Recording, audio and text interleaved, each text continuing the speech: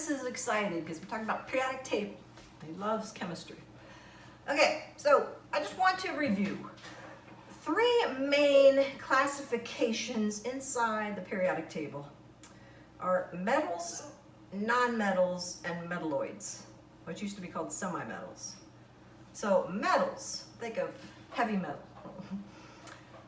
Metals are solids at room temperature, usually shiny. I think of gold, silver, copper. They're also good conductors of heat and electricity. And if you think of a metalhead,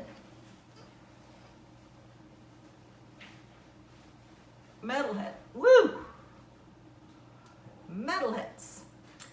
They are free-spirited, let's say, and they lose their electrons easily. So metals in general let their electrons flow, which really is the reason why they are good electrical conductors. Electrons flow. They don't hold on to any electrons. They let them go. So metals in general lose their electrons very easily. So these in white are the metals, right here. Metals in white, right here, metals. Most of the periodic table, you'll notice, is made of metals. Now, there are different types of metals. Transition metals is the one group that I did talk a little about, and that's groups 3 to 12. And these are the metals that can vary in their valence numbers, because it depends on what they form a chemical bond with. But these in white are the metals. Woo! Metals.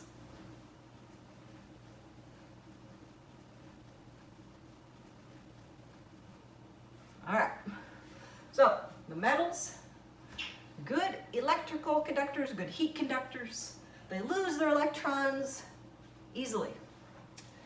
And the more you go this direction in the periodic table, the more you go toward the left, especially corner, so bottom left, the more metallic. So the metals down here are more metallic. In other words, they're the best heat conductors, best electrical conductors, and they lose their electrons the fastest. They don't hold on to anything. They're most free-spirited. It's francium, free spirit. Free, Fr.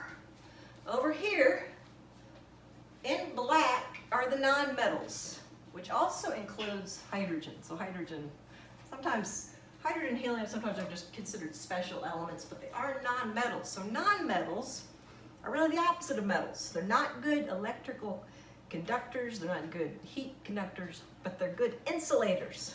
So they're the opposite.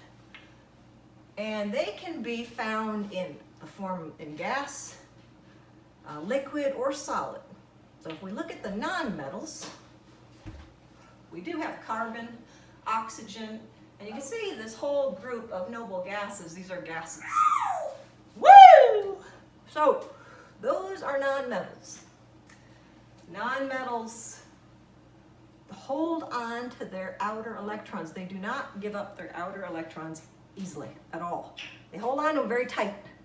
Like they're very, very tightly hold on to their electrons. They don't want to let them go. They're selfish. They want to hold all the electrons to themselves. Woo!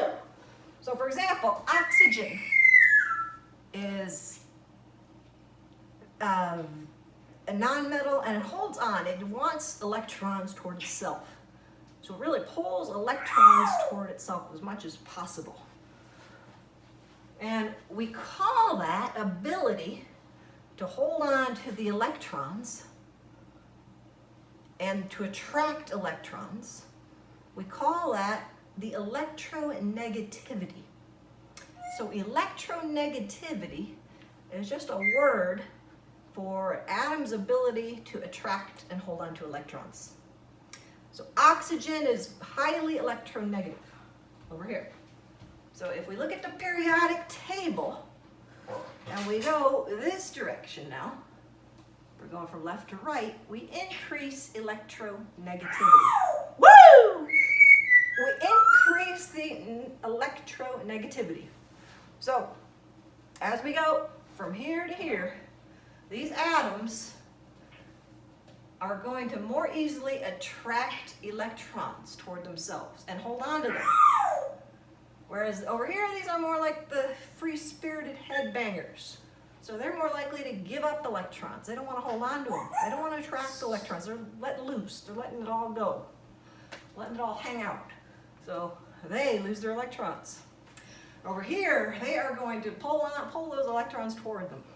They want to keep them. So this side of the periodic table has more electronegativity. Woo! Electronegativity right here. Woo! If we look at metalloids, metalloid, or semi-metals, these are the striped ones here. Woo! So boron, silicon, arsenic, these are examples of metalloids. And they're called metalloids because they're halfway between metals and nonmetals. They have some characteristics of metals and they have some characteristics of nonmetals. Woo! For example, silicon, Silicon Valley is named after, is a metalloid.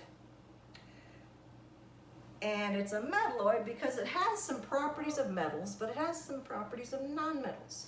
For example, it's a solid, it's a shiny solid at room temperature, like a metal, shiny, solid at room temperature, like a metal.